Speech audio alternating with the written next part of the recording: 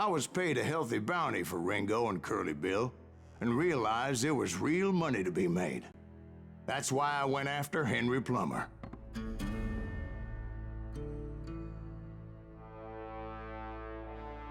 Wasn't he the sheriff who augmented his income by shaking down miners and robbing gold shipments? That's the one. Oh yeah, I remember him. He ran that gang of thieving outlaws called the Innocents. So it's true that you went toe-to-toe with him? Indeed I did, son. Indeed I did.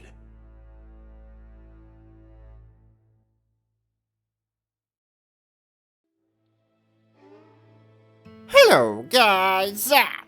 This is your favorite Wiggly Willy.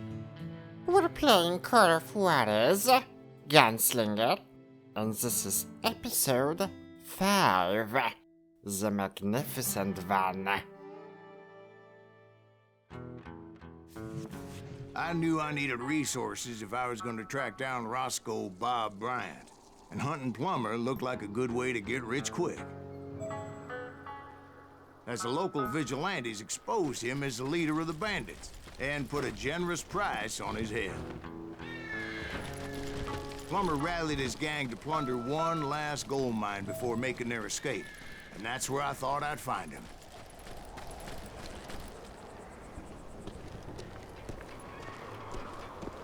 It makes me nervous standing so close to all these goddamn barrels of gunpowder. As my late father pointed out to me more than once, God made men, but Samuel Colt made them equal. Besides, George is up there on the rocks with that rifle of his. Nothing gets past him. Who the hell is that then? Don't let him get a shot off!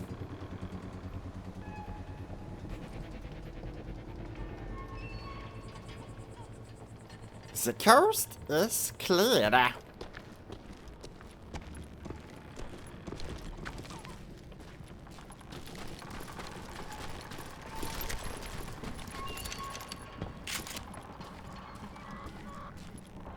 I knew that dynamite wasn't mine, so I decided the polite thing would be to return it. Of course.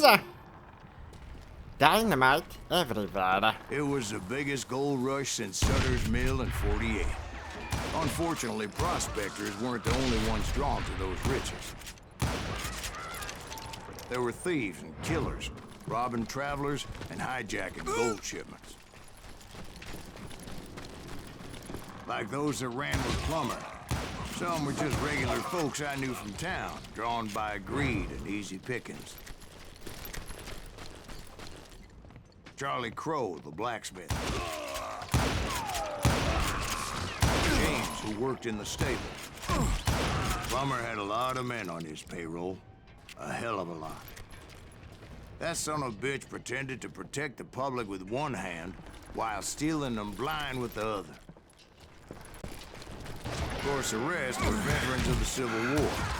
Stone-cold killers trained on the bloody fields of Shiloh and Antietam. He set up a defensive perimeter which I had no idea how to breach. If Daddy had lived to see Alfred Nobel's explosive invention, my guess is he would have told Samuel Colt to kiss his ass. Ha! I thought I was some kind of hero. I finally made it past and headed on to meet my destiny. But first, I had something I needed to figure out.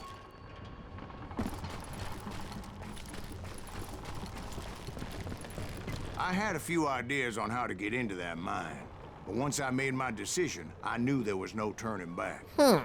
So my first thought was to enter the nearest mine portal. I saw an entrance. Made sense. Okay. It was the quickest way in, but that also made it more dangerous. Do we have an There would undoubtedly alternative? be enemy pickets posted along the way.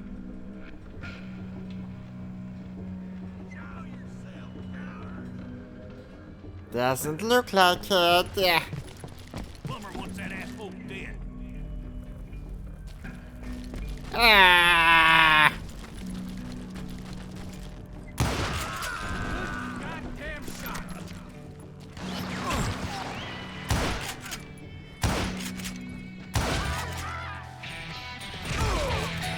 Besides, Once you enter a mine like that, Roar. it's easy to get all turned around.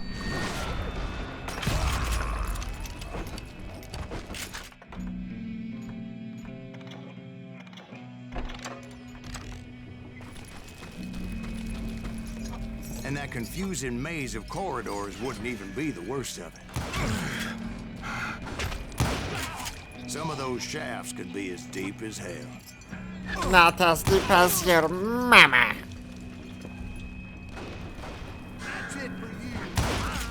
A single stumble or misstep can easily end in a deadly plunge to oblivion.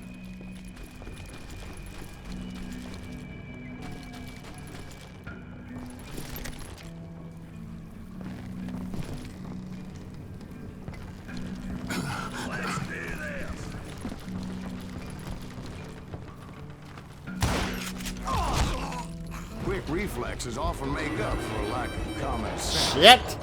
Luckily, I was never one to be easily bushwhacked. I would just need to be careful not to blow myself to kingdom come. Why would I do that? Roar.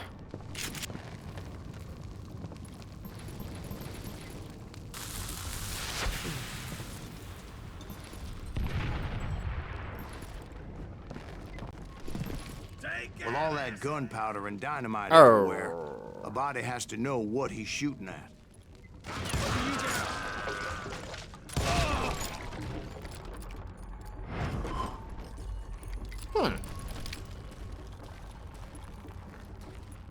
One wrong bullet could have turned that mine into a dad flat. Shit. Shit. I freely admit Hold the on. attack was not just moronic, but clearly insane.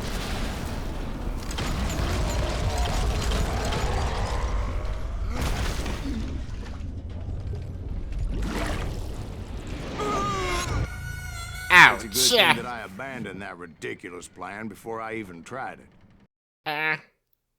Of course. Instead, I spotted a ladder, a way into the mine from the opposite side.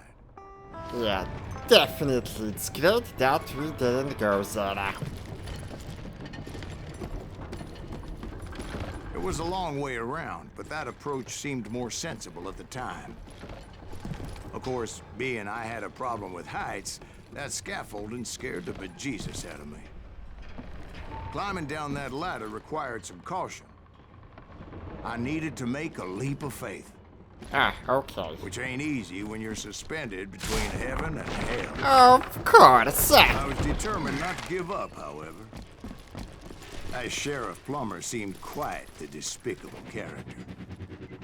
When the vigilantes discovered what the sheriff was up to, people were outraged. That 10,000 they put on his head would go a long way to helping me find old Bob.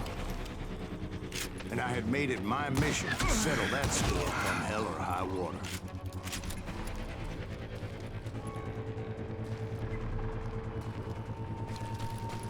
But first, I would have to make a choice. Take the elevator or climb the ladder.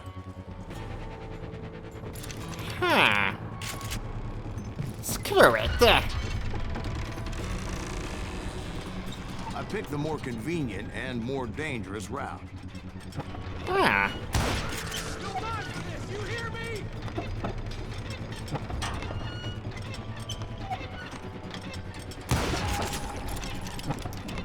Surprise, surprise.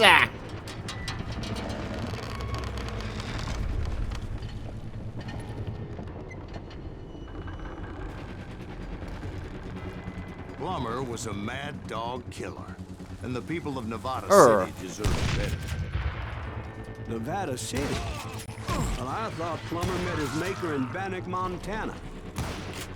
Right, well, he was the sheriff of both places at one time or another, but that's neither here nor there. The point was, taking him down would save a lot of lives, including my own.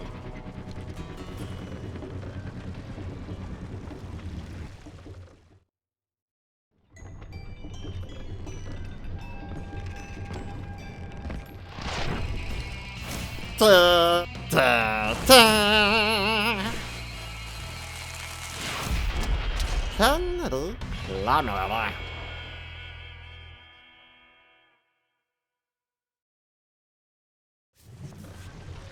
They're gonna bury you. Well, and this season is getting worse and worse for you, ain't it?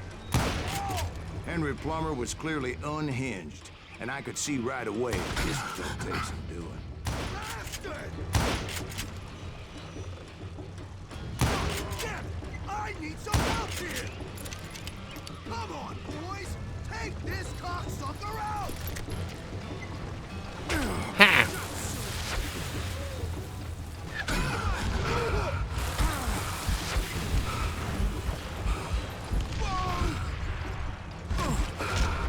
Shit!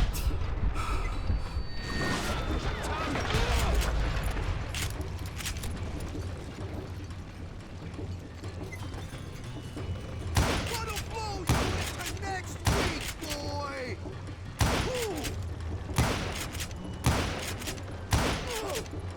No blood money for you today!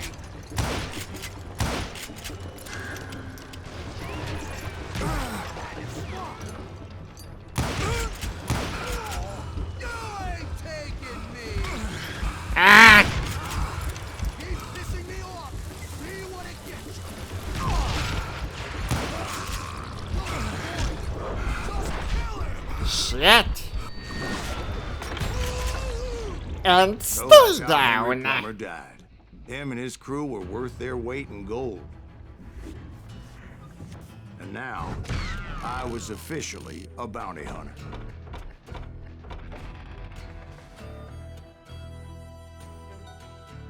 This was episode 5. Thank you for watching. Thank you for your attention. If you're interested in what's gonna happen next, then hit the like button and be sure to subscribe. See you later, alligators, and bye. Bye, bye, bye.